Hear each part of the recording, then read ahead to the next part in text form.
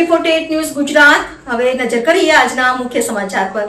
સુરત જિલ્લાના બારડોલી તાલુકાના મડી-કડોદ માર્ગ પર ગમખ્વાર અકસ્માતમાં બાઇક ચાલકનું કરુણ મોત નીપજ્યું છે।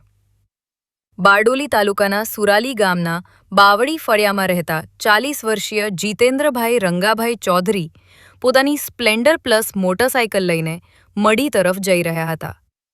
દરમિયાન મડી-કડોદ રોડ પર પ્રેશ ફળિયા નજીક રોડના નવીનીકરણનું કામ ચાલી રહ્યું હોવાથી રસ્તા પર પડેલા મટીરીયલના કારણે તેમની બાઇક સ્લીપ થઈ ગઈ હતી। બાઇક સાથે રોડ પર પટકાતા પાછળથી આવી રહેલી હાઇવા ટ્રકના ટાયર નીચે આવી જતા તેઓને ગંભીર ઈજાઓ પહોંચી હતી।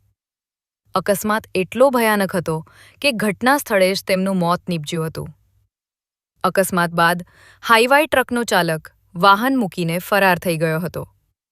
ઘટનાની જાણ થતાં સ્થાનિક પોલીસ ઘટના સ્થળે પહોંચી હતી અને મૃતદેહને પોસ્ટમોર્ટમ માટે ખસેડી આગળની કાયદેસરની કાર્યવાહી હાથ ધરી છે। પોલીસે ફરાર ટ્રક ચાલકની શોધખોળ શરૂ કરી છે।